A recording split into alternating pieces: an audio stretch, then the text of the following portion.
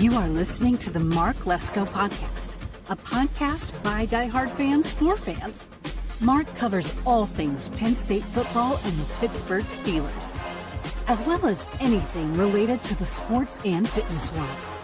Tune in weekly to listen to a couple of dedicated fans talk about these topics without filters. Thank you for listening to the Mark Lesko Podcast.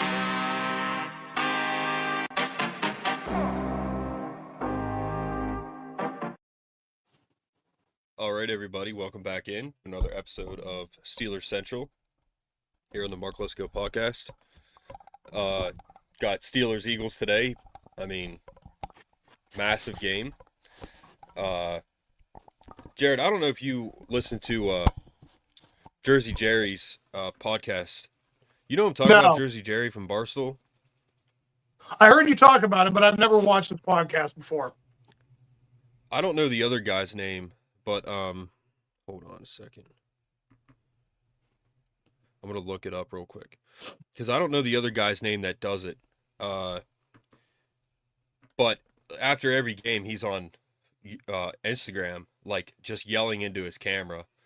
Because they won or whatever. Like, after Russell Wilson beat the living crap out of the, what's it called?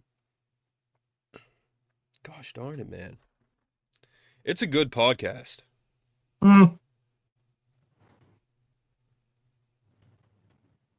But they talk about the Steelers and Jersey Jerry, Jersey guy, obviously, a huge Steelers fan, and they get on there and they talk about it. But it's a good show. Like I can't remember the other guy's name, but they get on there and he gets on he'll go Instagram live after like a win and he'll just be yelling into his camera. He'd be like, we were wrong about Russell Wilson. He can win us games. We won today. Like last week, he's like, we won today. It was not an easy win. We're Super Bowl contenders. You know, he just gets super fired up, which is awesome. Yeah. But for those of you that listen to Steelers Central, Jared and I were talking, and at some point with this podcast, I wanted to pass the torch on for different shows. And Jared and I were potentially talking about where he would have his own show covering the Steelers. Jared is very passionate about the Steelers. I am too, but not as much as him. I'm more of a Penn State football guy, even Penn State basketball, which I'm covering now with Tyler Smith. So give us your thoughts on what you would think about that, Jared having his own show to cover the Steelers. Who you would want him to have on, or how you would want him to structure that show. Jared, if it was up to you, even in the off season, you'd probably be talking about the Steelers, twice a week? Yeah, I mean, definitely a pre-game and a post-game kind of ordeal. Any subject that they would be talking that would be mainstream. Yeah, absolutely. Yeah. And for those of you that would watch our show, the Steelers Central show, you could interact with Jared via the comment section and stuff. But that's just something we're kind of throwing out there as an idea. As the podcast expands, at some point, there will be other people that will have a show on this podcast. So it's only going to get bigger. It's not going to get any smaller.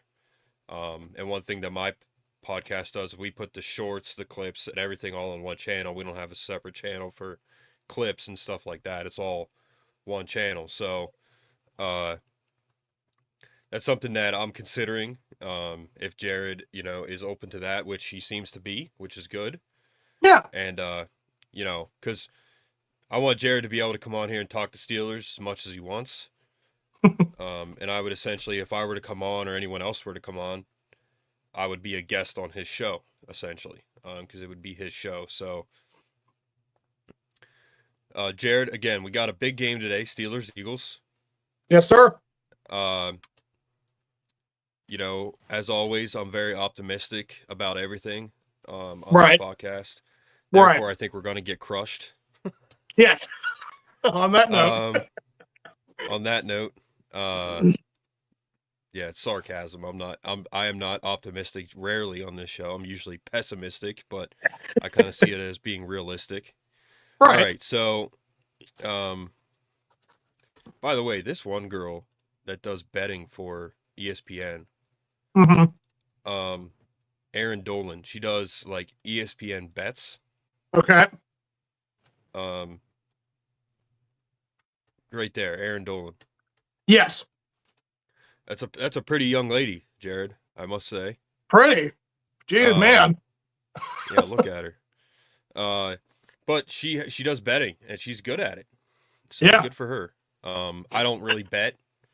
Nope. But yeah, she's strictly betting and yeah, she does good at it. So good for her. I don't know where she came from. But you know, she's pretty too, so good for her. Keep it up, Erin. Keep doing your thing. All right, so we got. I want to go through the stats. Yep. Comparison. I have here. them up here myself. All right, so we're going to go by team. Yep. Offensive leaders.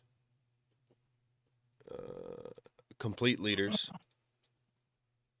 Just to kind of fully break it down here. Yeah. The Steelers are pretty low offensively. Yep. Well, that's passing total. Let's do total. Steelers are pretty low offensively. Yep. Defensively, where are the Eagles? The Eagles are number one in total defense, which is crazy. Steelers are up there. But then the Titans are second. Yeah, exactly. Yeah, the Eagles are above us in total offense as well.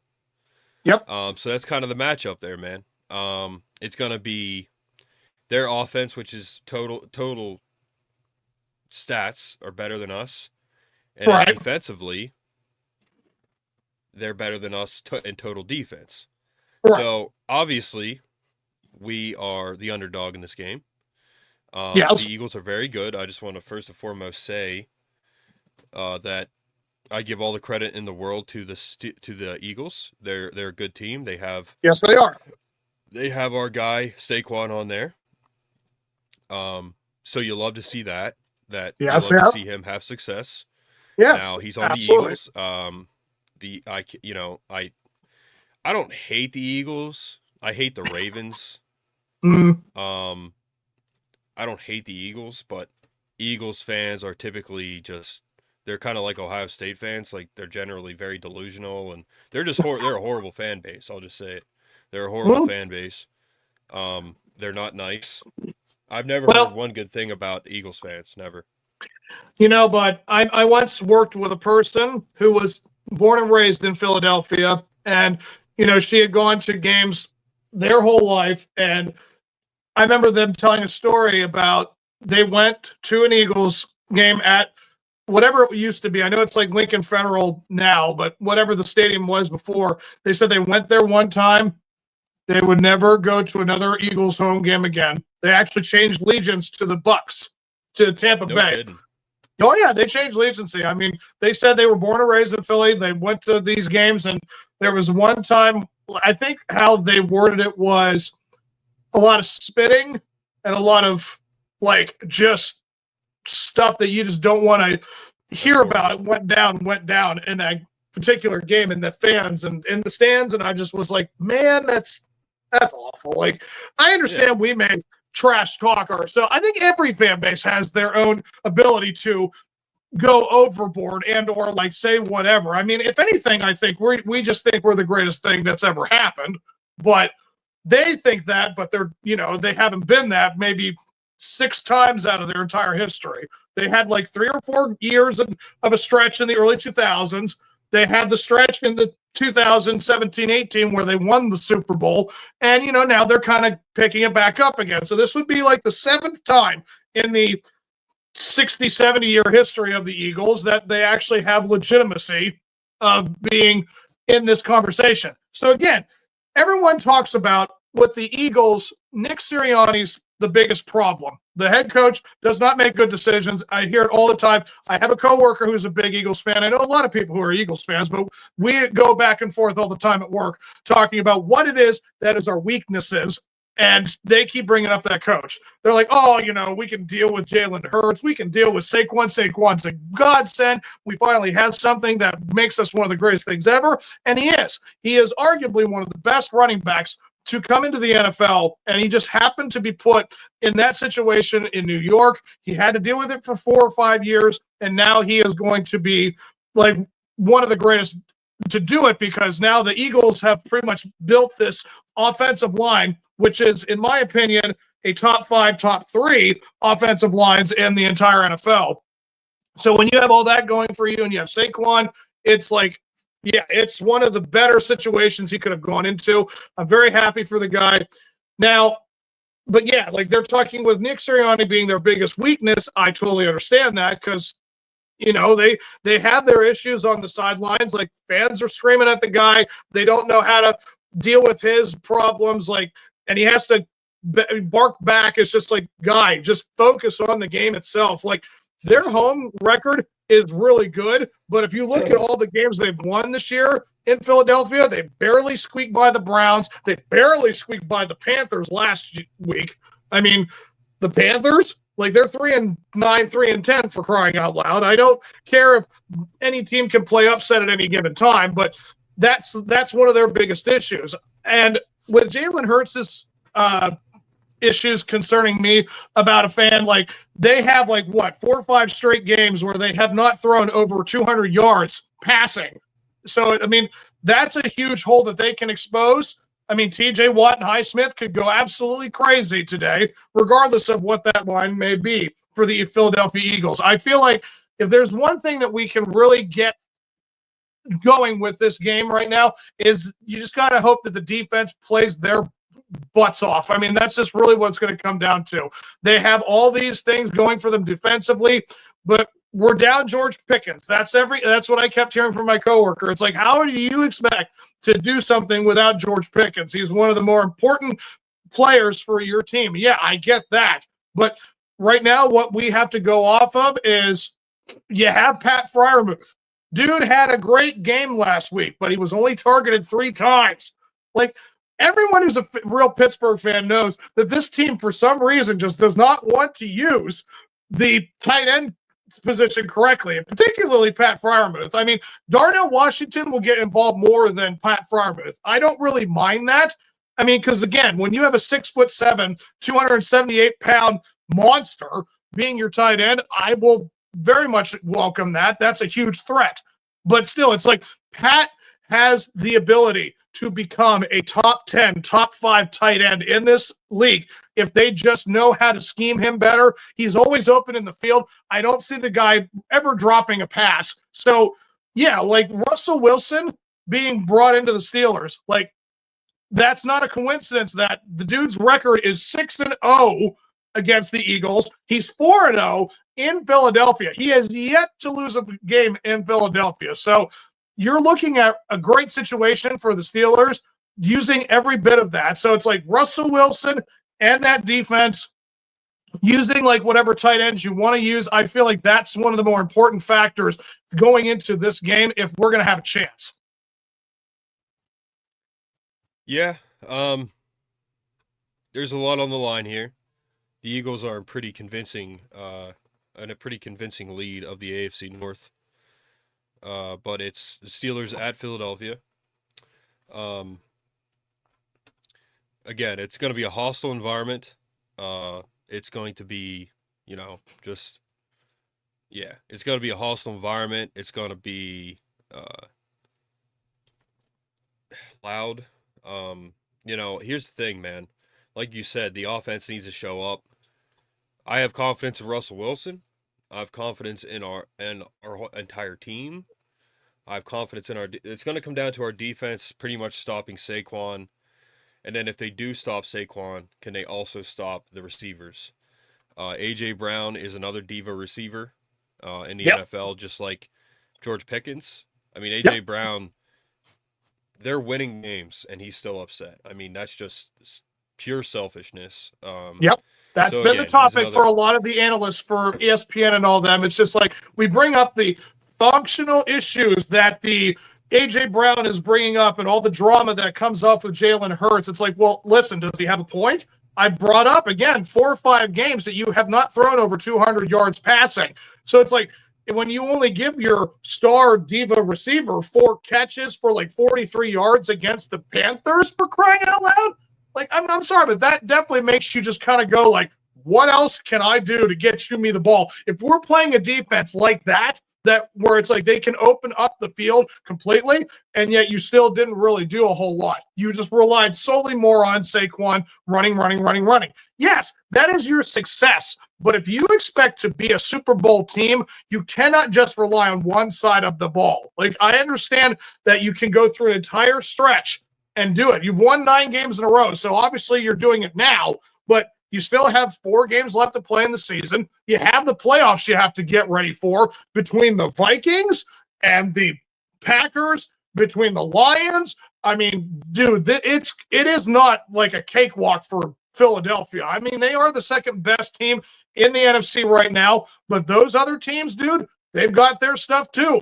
Like the Minnesota Vikings, Justin Jefferson, Jordan Addison, Aaron Jones, hello. I mean, Sam Darnold's playing like some great unknown MVP caliber year. I mean, they're 11-2 as well. Like, they have the same record as the Eagles.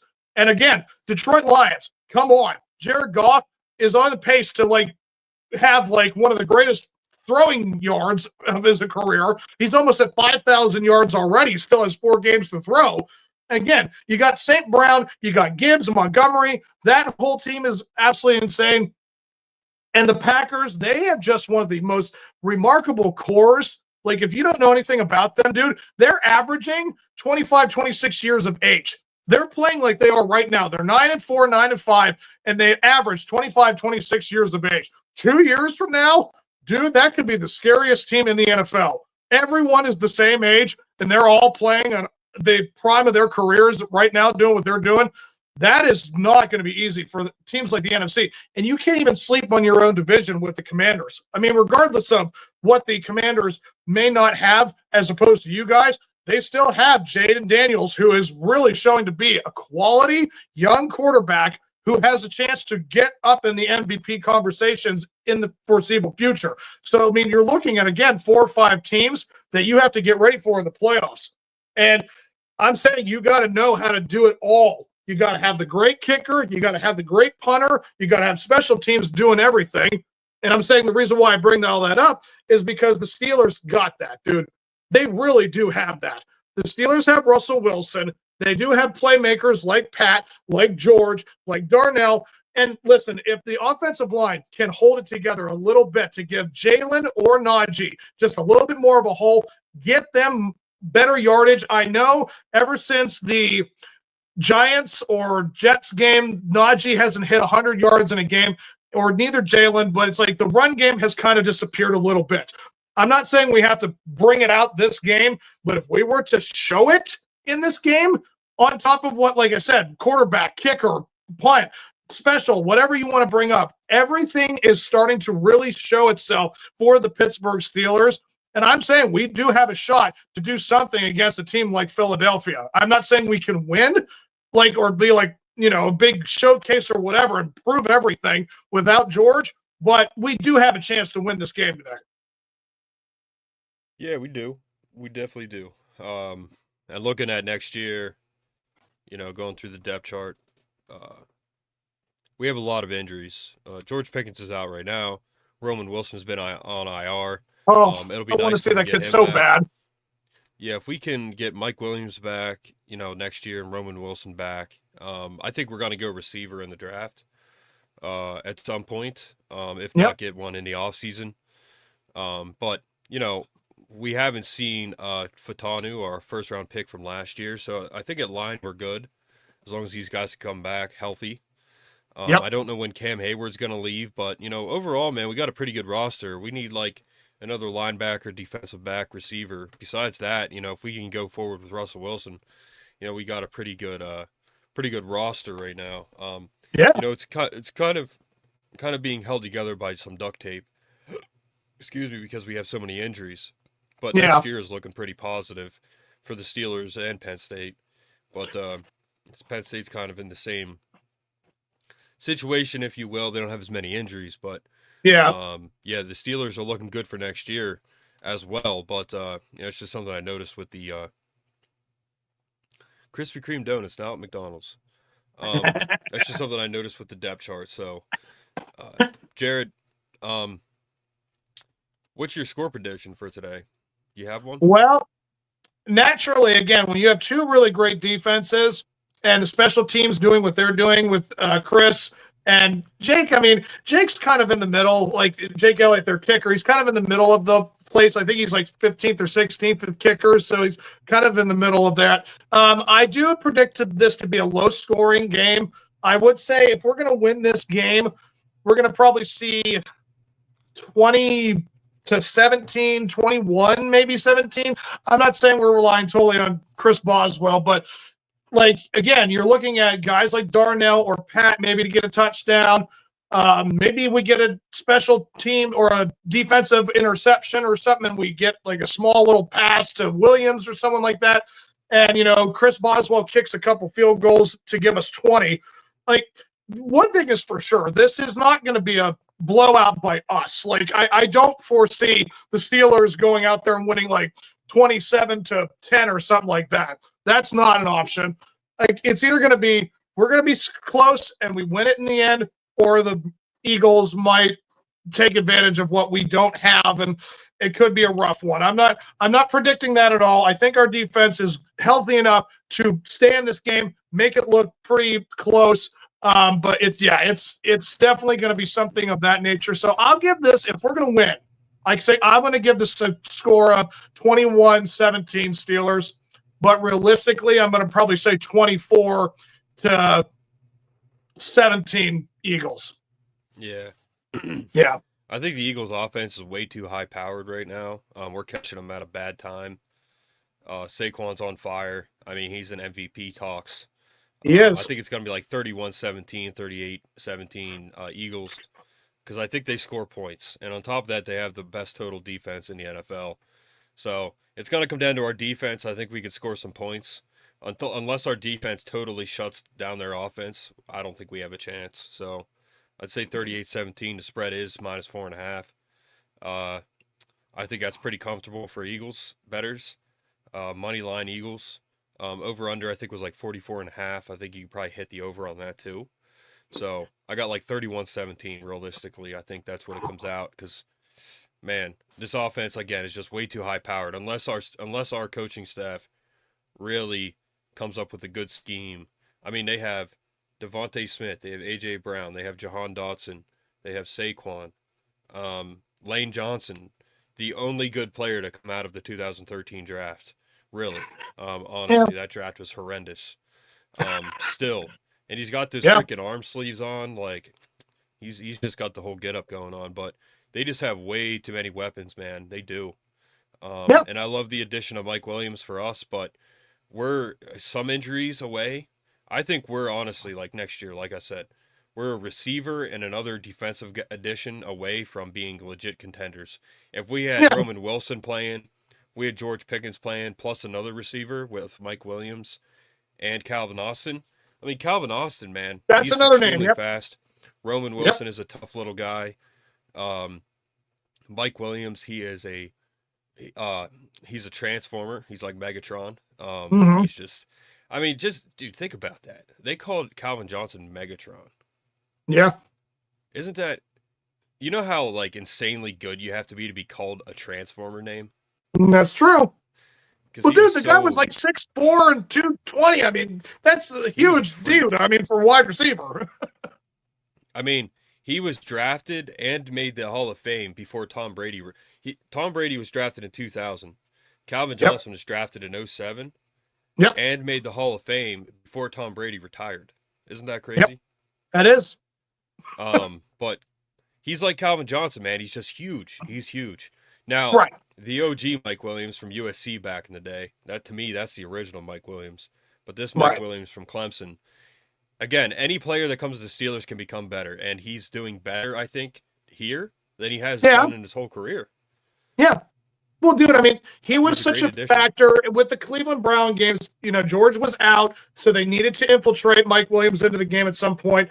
And I think, what did they give him, 4 or 5 receptions? I think he got 4 or 5 catches, and they were all like big first down like throws. So, I mean, he contributed just as much as Pat did, just as much as Calvin did. Like, it was a well-balanced game. And, dude, listen, we got to remember, even if it is AFC North and the Browns are 3-9, whatever, they're a great defense. That was a tough defense to have to be able to do that against. I'm not saying the Browns are as good as the Eagles' defense, but knowing that you have guys like Russell Wilson to get you the ball, they have the schemes that give up. Arthur Smith and them, they have done a great job at giving Russell great games to like show up and do what he needs to do for the offense to do what they have been doing. So I very much am trusting guys like Arthur Smith and company to get Russell Wilson those play calls. And again, Calvin Austin, it might be the factor that unlocks a lot of stuff, because despite his size, what is he, 5'9"? He's really short. Like, he's a very short receiver. So if they can get him the ball just as much as Williams and Pickens, I mean, this is a very, very good dynamic, because again, Russell's moon balls with the 50-50 shots that you have with Pickens and Williams, like, that's a fantastic setup to have. So I know that they have enough in them offensively to hang with a team like Philadelphia. And again, you're talking about Jalen Hurts with all those weapons. Jalen Hurts has to get the ball to them, though. You have to remember that. And the Steelers have a defense that can make things difficult. Like, we do have just as good of a defense for them to have problems. So if the Panthers can cause issues with, the Eagles, like, what did they say? Chuba Hubbard for the Panthers, like, he ran up and down the field on the Eagles. I mean, you'd like to think Najee or Jalen could do just much as that dude. I'm just saying, with a team like the Panthers and the Steelers, like, that should not be comparable. And if the Panthers can do something at home to the Eagles, I think we have a shot at doing that too. Well, Jared, if we win today, we'll do post game. Yep. If we don't, then we'll see you guys at some point later in the week. Yes. But yeah, if they win, then we know that we're legit contenders. I mean, I think we already are, but if we win today, and then we maybe win against Kansas City, if it's close against Kansas City, I mean, good Lord.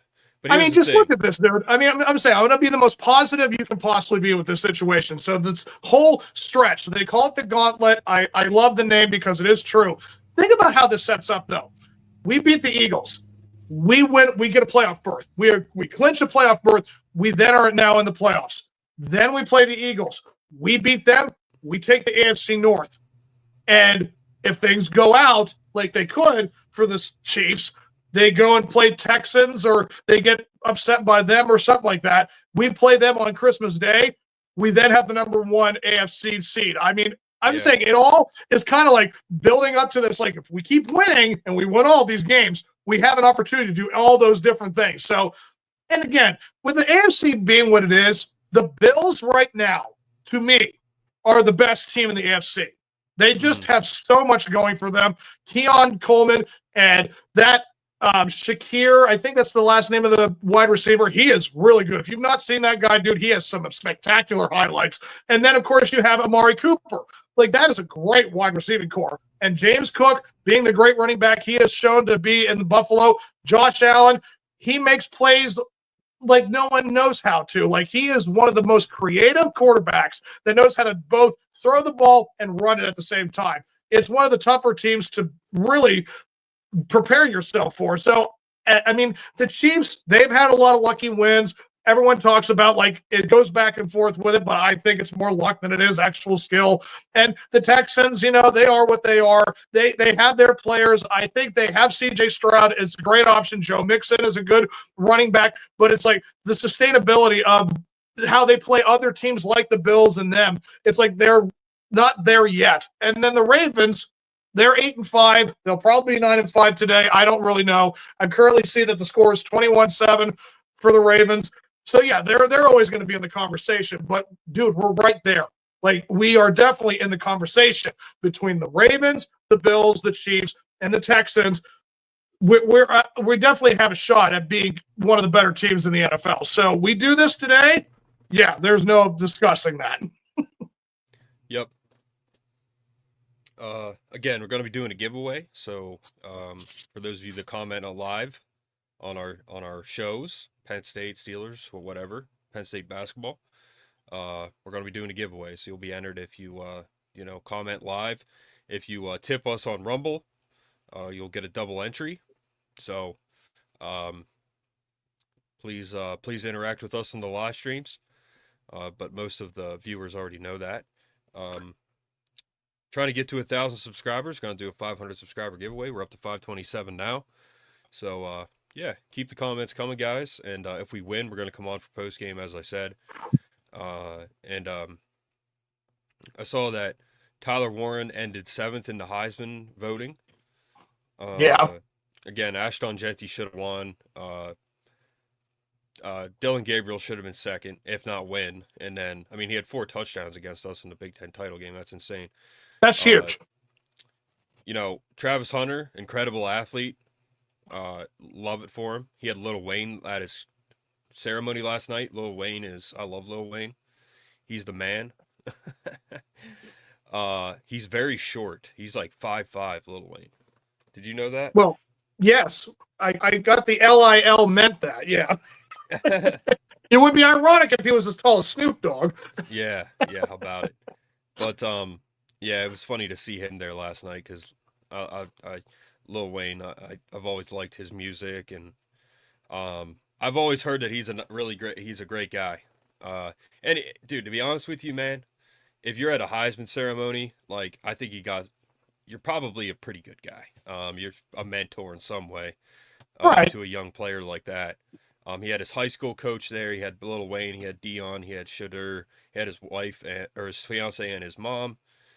So good for him. I think he's overrated. I don't think he should have won. I think Ashton Jeanty should have won it. But in many ways, it's a popularity contest. But good for him. He's definitely when you think Heisman Trophy, you think Travis Hunter for sure. Yeah. He deserves to be in that sacred brotherhood for sure. And he just gave a good message last night after he won. I think he mentioned that his dad was not there.